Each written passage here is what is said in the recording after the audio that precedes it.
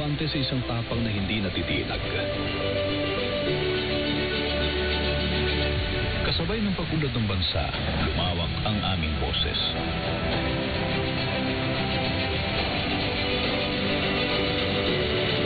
Sa bawat gabi, may balitang abot kamay.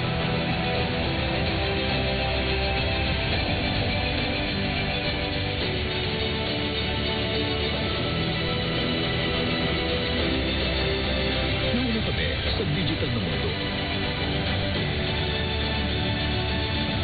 Mas mabilis, mas malawak, mas moderno, mas matapang, mas abante. Mahigit 3 dekada ng tapang. Ang mga opinyon at pananaw sa programang ito ay para sa mga host at guest lamang at hindi sumasalamin sa opinyon at pananaw ng himpilan.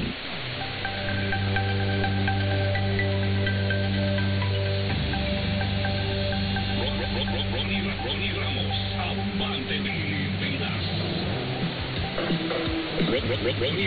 Ronnie Ramos, Abante Pilipinas. Abante Pilipinas.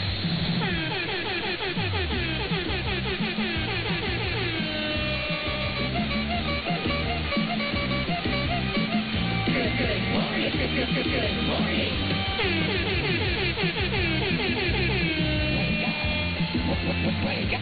Wake up.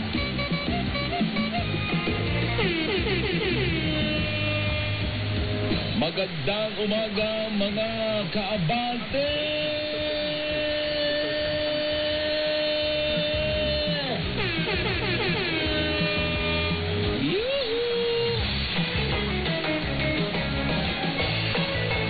Gumana ngayong aking kwelyo.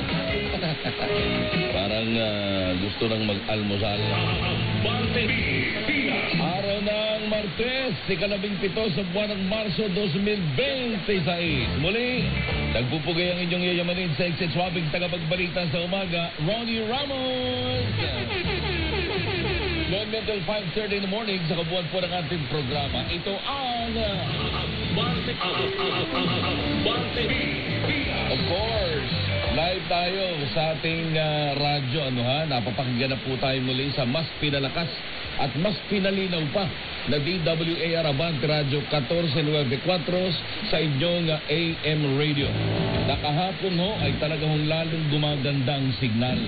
Kasi ho ay umi-air na kami but we are still in the tuning process. Itinotono ng husto ang ating pong signal para maging malinaw na malinaw kahit sa ang sulok ng Mega Manila. Good morning. Pag alis ko kahapon, 5:30, well, 5:45, naglakad pa ako papunta doon sa compound ng Billionaire News Channel, nagbihis pa ako, isa-isa, nakatune in ako at binuksan ko talagang, hindi na ho tayo, magkakaproblema sa pakikinig, dahil malinaw na ho nating napapakinggan at mas lalo pang luminaw. Dahil halos maghapon ako sa Manibela kahapon, kung saan ako sumusuot, meron ilang mga ham, dahil pagpasok ka sa ilalim ng sa tunnel, sa ilalim ng EDSA o kaya ay doon sa ilalim ng yung pinakamalaking station ng MRT7 dyan sa Commonwealth Avenue ay medyo may ham. Normal mo yun sapagkat talagang meron ng interference. Pero kahit saan ako magpunta, hanggang sa nakarating ako sa pagtungtungan ko kahapon, ay malinaw na malinaw. Kahit na doon sa paligid ho ng Ateneo de Manila, kung saan ako'y sumilip, doon sa isinasagawa ko ngayon na ang tawag din yung bakbakan ng mga hindi amboy. Kasi mga Pilipinong, mga kabataan na may dugong Pilipino, mga high school. Oo, international na mga may dugong Pilipino na mga basketball players. Lahat po sila galing yung inabutan ko kahapon na naglalaban ay Canada at saka Australia. Nandun mo yung pambato namin sa Canada. Kaya na, ewan ko kung gising na si Kapitan Andy Gonzales ay mukhang kulang sa turo. Mukhang mahina ngayon magturo si Andy Gonzales. Medyo kinakalawang yung kanyang mga player, ano ha? Medyo okay lang naman. Hindi naman kalayuan. 6 points ang lamang ng Australia sa Canada kahapon. Yan, mga ano yan? Mga half-half. Half Canadian, half Australian, and half Filipino. Abante Pilipinas. Siyempre, nananabili din tayong live sa mga telebisyon gaya ng Sky Cable Channel 85, Converge, TCL Smart TV, Blast TV, Samsung TV Plus, Amazing TV at Kapitbahay. Ganon din po sa Cable Link. Sa Kabisayan, live tayo napapanood sa pamamagitan ng Romblon Cable, habang sa Mindanao, napapanood tayo sa Beautiful Cable TV, Pagadian Cable TV, Parasat Cable TV at Romblon Cable din sa Cagayan de Oro. Habang ang ibang balita naman po natin ay napapakinggan din sa 6 na po at 5 himpilan ng K5 News FM nationwide. Abante Pilipinas. At syempre, itong pinaka-importante, live ang ating kwentuhan sa ating FB page at YouTube channel. Hanapin lamang po ninyo ang DWAR Abante Radio. Maaari nyo rin kaming silipin sa X, TikTok at sa Instagram.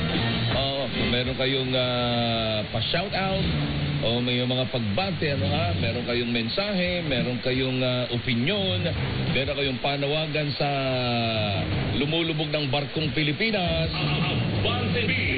pwede kayong mag-comment dyan sa ating Facebook or sa YouTube, At babasahin po natin yan. Kaya lang, manyari manyari, baka pwede naman, huwag naman alas 5:15. Totoo yun, hindi ko na talaga nababasa. Kasi yung mga ganun sandali, ako ho'y nagmamadali na. Kasi pinipilit kong ihabol yung ibang mga istorya, na hindi natin pa nababasa. Abante Pilipinas. Diba? So wala ka na hahanapin pa, kaya sama na ho sa mahigit 1.2 milyong followers ng Abante Radio. At syempre sa FB page, at sa ating mahigit 40,000 viewers ng programang Hindi Umaayaw, Hindi Sumusuko at Hindi Umuurong. Abante Pilipinas.